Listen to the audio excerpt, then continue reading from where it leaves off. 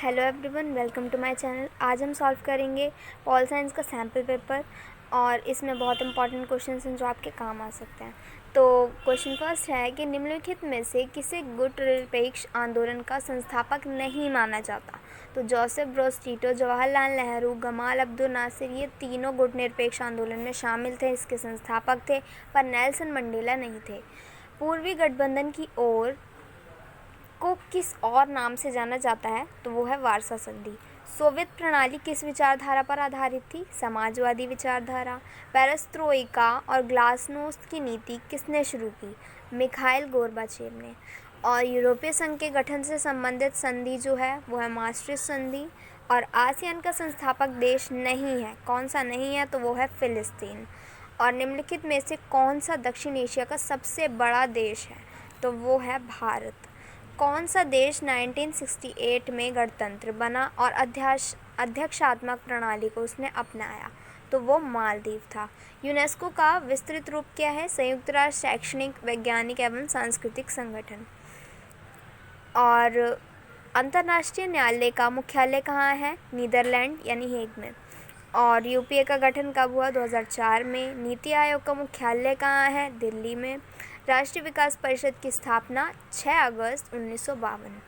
और चौबुर्जा राजनीति पर किसने जोर दिया? तो वो राम मनोहर लोहिया थे। और प्रथम 3 आम चुनावों में किस राजनीतिक दल का प्रभुत्व रहा? हम सब जानते हैं कि कांग्रेस का प्रभुत्व था। प्रधानमंत्री उज्ज्वला योजना कब शुरू हुई? 2016 में शुरू हुई थी। ब्रिक्स में कौन से देश शामिल नहीं है? तो ब्रिटेन शामिल नहीं है। दक्षिण अफ्रीका कब शामिल हुआ था ब्रिक्स में? 2010 में।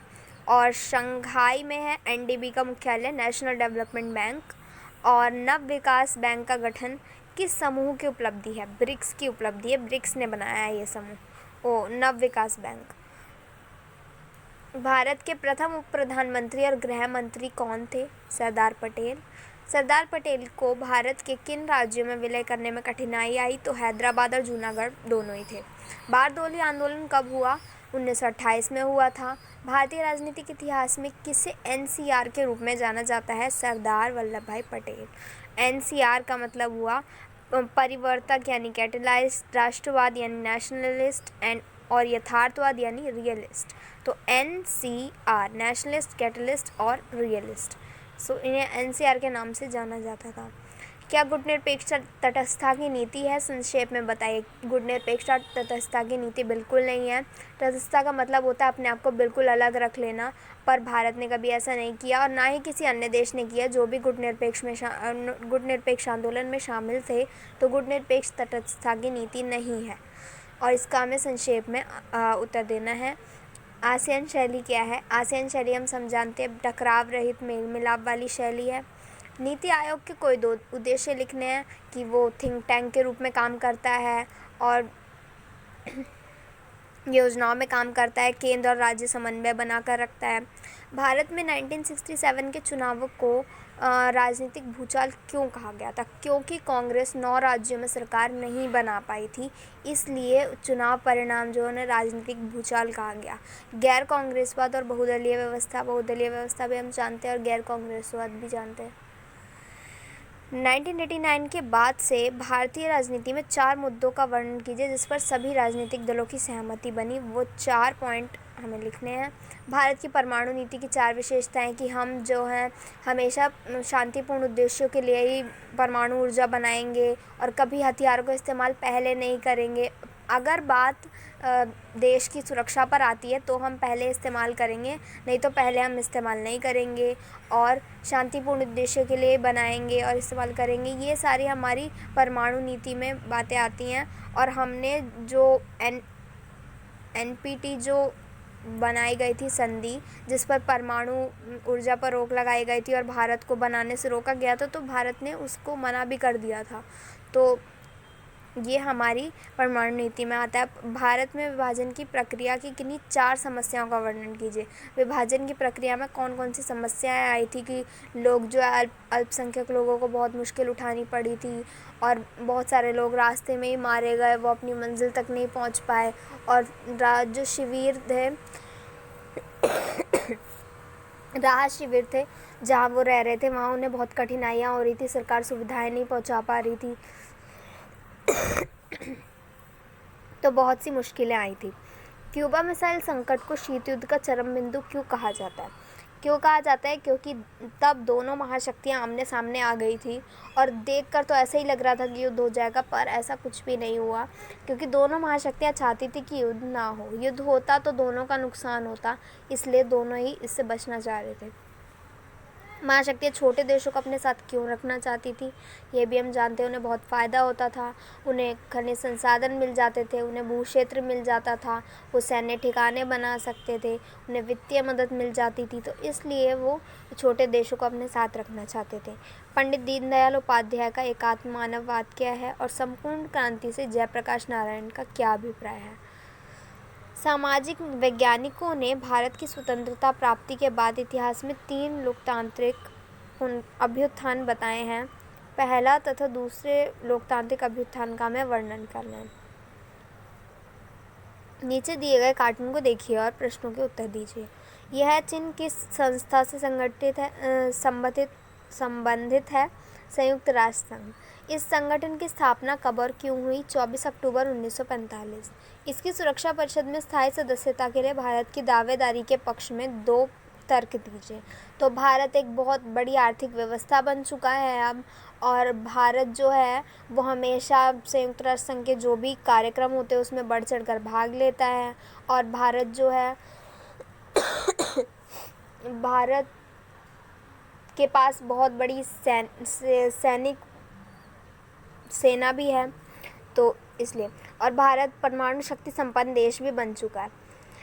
नीचे दिए गए दक्षिण एशिया के 5 देश ऐसे, इसमें ABCD दिए हुए हैं और हमें उनका नाम लिखना है। तो एक महत्वपूर्ण देश जिसे दक्षिण एशिया का भाग नहीं माना जाता, नेपाल।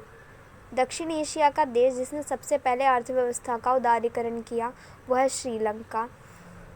दक्षिण एशिया के केंद्र में स्थित देश जहां आज़ादी के बाद से लोकतंत्र है, भारत।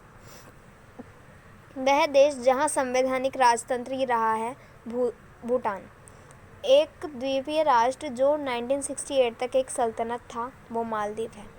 और वैश्वीकरण क्या है? वैश्वीकरण ने भारत को किस प्रकार प्रभावित किया है, और हमें इसके उत्तर की पुष्टि में उदाहरण सहित अपना आंसर देना है। तो वैश्वीकरण हम जानते हैं क्या है। प्रवाह, किसी भी चीज़ का प्रवाह हो, चाहे वो वस्तुओं का हो, लोगों का हो, विचारों का हो, तो वो वैश्वीकरण कहलाता है। वैश्वीकरण से भारत पर क्या प्रभाव पड़ा, भारत को नुकसान हुआ या फ़ायदा हुआ, वो हमें लिखना है।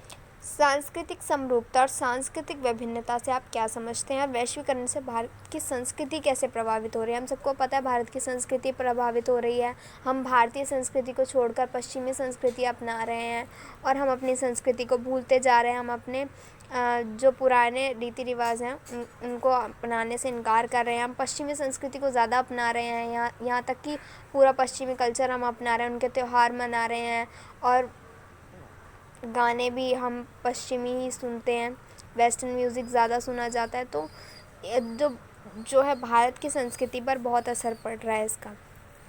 1979 में राष्ट्रीय आपातकाल की घोषणा करते हुए सरकार ने क्या कारण बताए थे कि किस लिए उन्होंने आपातकाल लगाया है?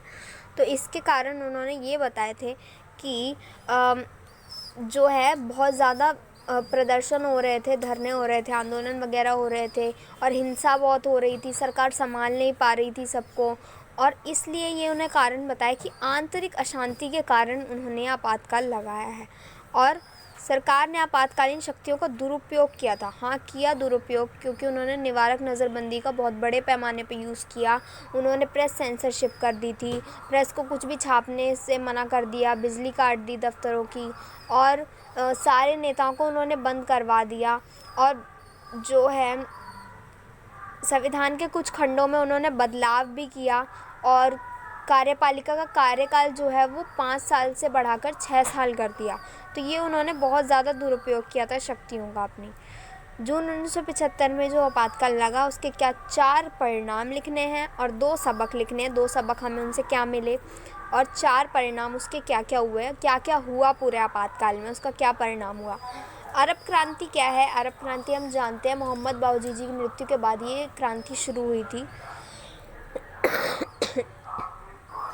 इससे पश्चिम एशियाई देशों में लोकतंत्र का मार्ग कैसे प्रशस्त हुआ कि जब ट्यूनीशिया में लोगों ने प्रदर्शन करना शुरू किया और वहाँ पर सरकार जो थी, तानाशाही सरकार, वो हट गई, तो लोग बहुत प्रेरित हुए इस बात से और लोगों को लगा कि हम भी ये कर सकते हैं। तो इसलिए उन्होंने इस क्रांति में बढ़ चढ़कर हिस्सा लिया और कहीं कहीं किसी किसी देशों में तो लोकतंत्र स्थापित हो गया सिर्फ इसी क्रांति के कारण। विश्व का दूसरे नंबर का सबसे सर्वाधिक शक्तिशाली देश सोवियत संघ क्यों विघटित हुआ? कोई 6 कारण लिखिए। सोवियत संघ के विघटन के कारण हम जानते ही हैं कि सोवियत संघ जो है बहुत बड़ी शक्ति ज़रूर था, उसके पास सेना बहुत अच्छी थी, पर वो अपने संसाधनों का दुरुपयोग कर रहा था परमाणु शक्ति बनाने में, और उसके संसाधन खत्म हो रहे थे और वो अपनी जनता को उनकी जो ज़रूरतों को पूरा नहीं कर पा रहा था। और उसने अफ़गानिस्तान के मामले में हस्तक्षेप किया, उससे उसे बहुत नुकसान हुआ। सारे जो देश थे पश्चिमी देश उसके खिलाफ़ हो गए और उसकी जो संस्थाओं में भी कुछ कमी आ रही थी, उसमें भी सुधार की ज़रूरत थी और नागरिकों को मतलब अधिकार नहीं थे वहाँ ज़्यादा और विकास भी नहीं हो पा रहा था सही से। तो इसलिए जो है सोवियत संघ का विघटन हो गया। इस वीडियो में इतना ही। नेक्स्ट वीडियो में मिलते हैं, तब तक के लिए बाय बाय।